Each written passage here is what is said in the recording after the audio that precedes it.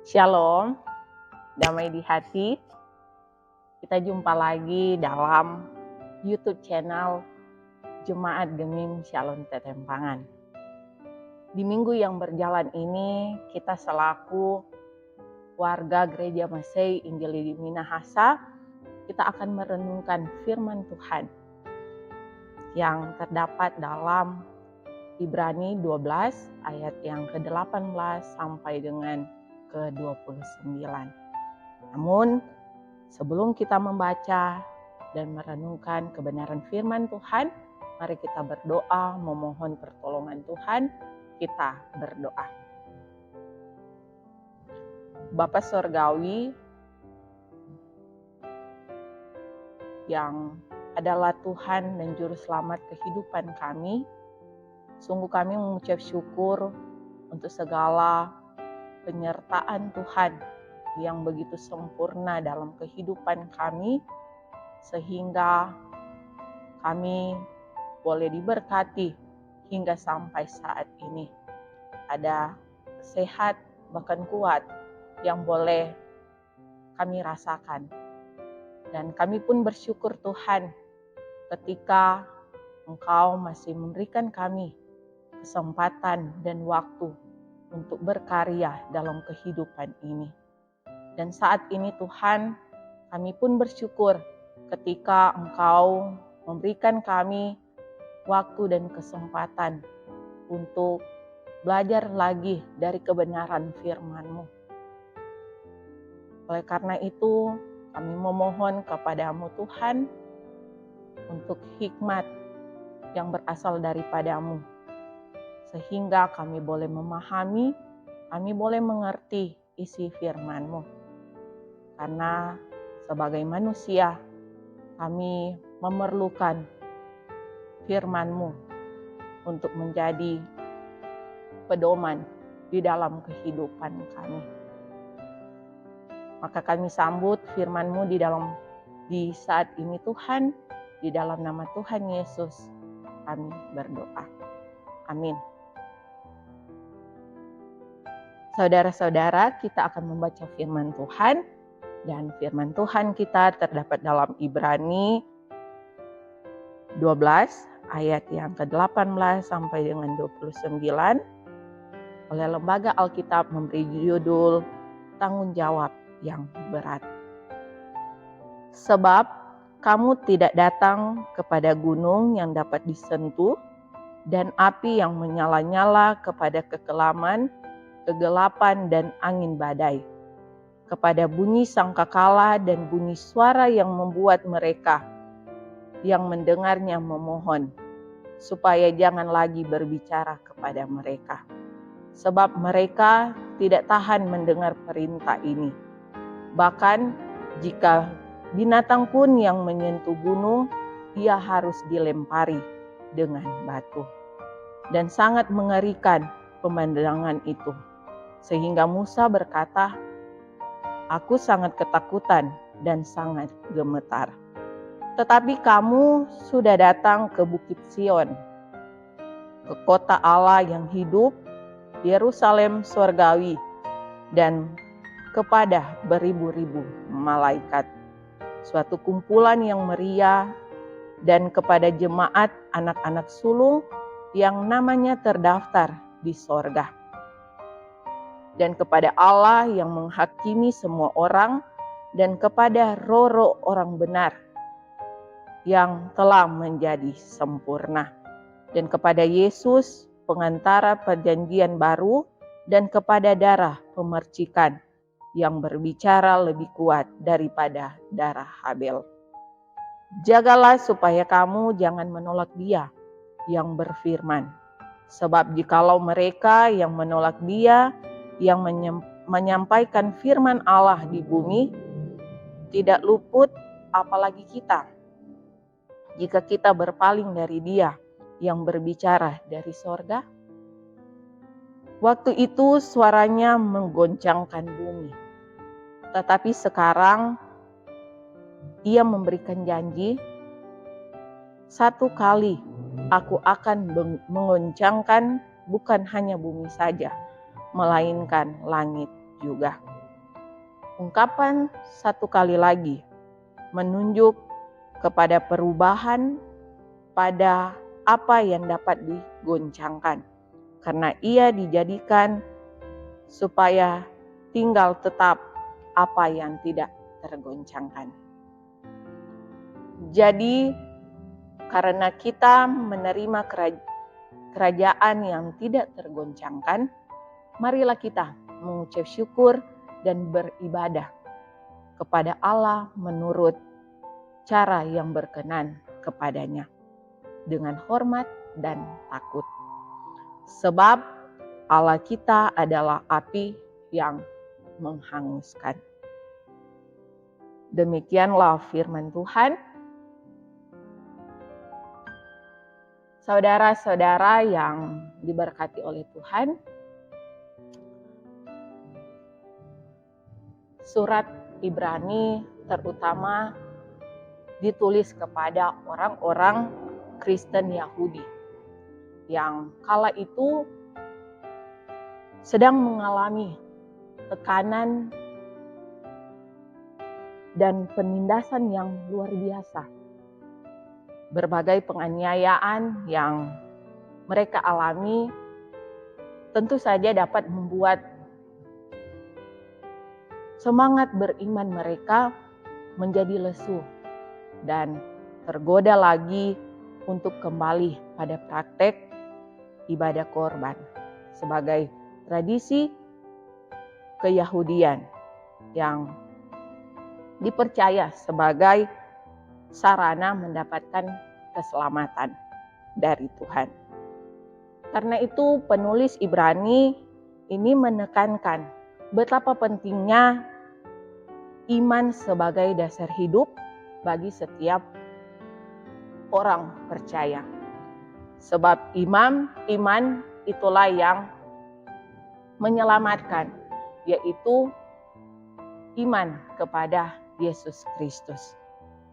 Karena itu penulis mengajak pembaca surat ini untuk tetap berpegang teguh serta bertekun dalam iman. Saudara-saudara yang diberkati Tuhan, penulis Ibrani hendak mengingatkan kepada kita orang Kristen, kepada orang Kristen Yahudi waktu itu, untuk melepaskan diri dari praktek agama Yahudi sebagai sarana mendapatkan keselamatan dan pertolongan dari segala kesusahan. Karena di dalam Yesus Kristus yang mengerjakan karya selamat bagi dunia dan manusia, maka di dalam Yesuslah orang percaya mendapatkan keselamatan.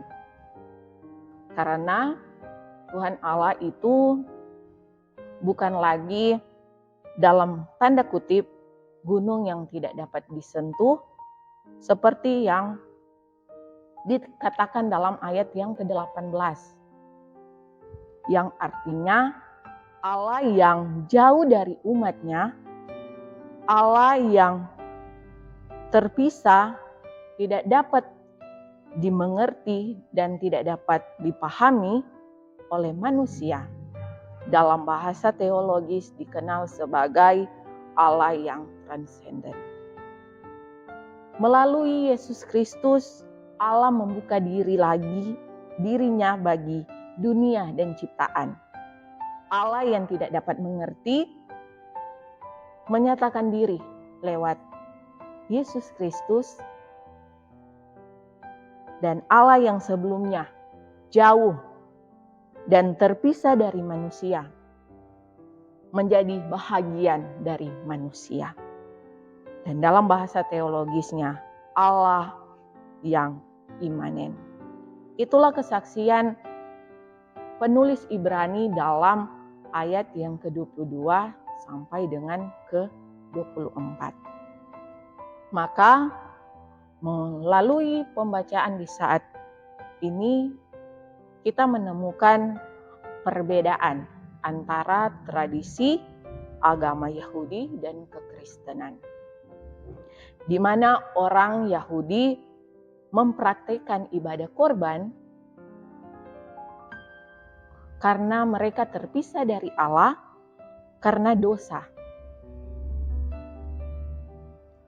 Sedangkan ibadah syukur dilakukan oleh orang Kristen karena Yesus Kristus telah menjadi korban bagi penghapusan dosa dunia dan manusia.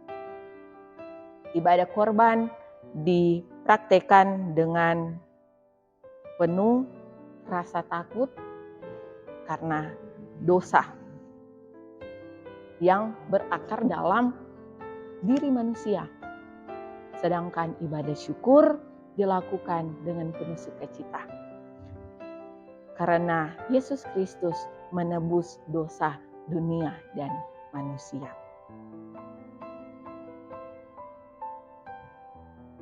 Saudara-saudara yang diberkati Tuhan, melalui firman Tuhan saat ini, kita belajar bersama tentang bagaimana seharusnya cara mengucap syukur yang layak dan berkenan di hadapan Tuhan.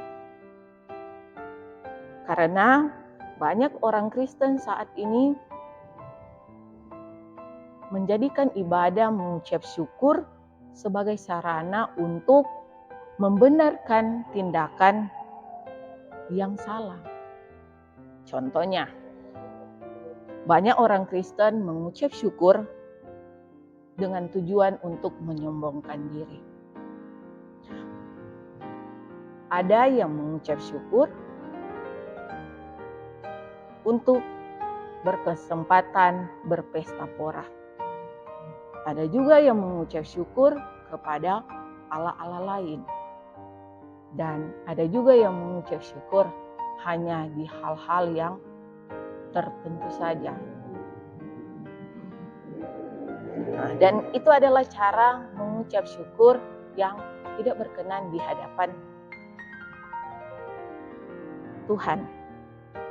Karena mengucap syukur kepada Tuhan haruslah dilakukan dengan hati yang murni, berkenan kepadanya dengan hormat dan takut. Sebab orang Kristen diajarkan untuk mengucap syukur dalam segala hal, seperti yang telah difirmankan dalam 1 Tesalonika 5 ayat yang ke-18. Mengucap syukurlah dalam segala hal, sebab itulah yang dikehendaki oleh Allah di dalam Kristus Yesus bagi kamu. Yang berarti dalam setiap musim kehidupan kita, baik dalam susah atau senang, sehat atau sakit, berkelimpahan maupun kesusahan, orang Kristen dipanggil untuk mengucap syukur kepada Tuhan. Karena memang itulah yang dikehendaki oleh Allah di dalam Kristus Yesus. Sebab apapun situasi kita, apapun kondisi kita yang kita alami di dalam kehidupan kita, tidak akan pernah memisahkan kita dari kasih Allah di dalam Kristus Yesus. Oleh karena itu, motivasi dari mengucap syukur orang Kristen haruslah bersumber dari kasih setia Tuhan yang tidak berkesudahan. Sebab Allah yang hidup adalah Allah yang tidak berubah. Dari dulu, sekarang, dan selamanya. Sehingga kita pun sebagai orang yang percaya tidak akan sulit untuk mengucap syukur. Sebab jika motivasi kita untuk mengucap syukur bukan bersumber dari kasih setia Allah, maka kita bukan memuliakan Tuhan yang sudah menyelamatkan kita, melainkan kita memuliakan diri kita sendiri. Kiranya firman Tuhan di saat ini boleh membekali kita dalam kita menjalani kehidupan kita di hari-hari yang akan datang. Amin. Saudara-saudara yang diberkati Tuhan, kita akan berdoa. Mari kita berdoa. Terima kasih Tuhan, ketika kami boleh belajar lagi dari kebenaran firman-Mu. Biarlah firman-Mu di saat ini Tuhan boleh memampukan kami, menolong kami untuk kami menjalani kehidupan kami di hari-hari yang akan datang. Dan biarlah kami pun boleh mengucap syukur dengan berkenan kepada Engkau, sehingga hanya nama-Mu yang dipuji dan dipermuliakan.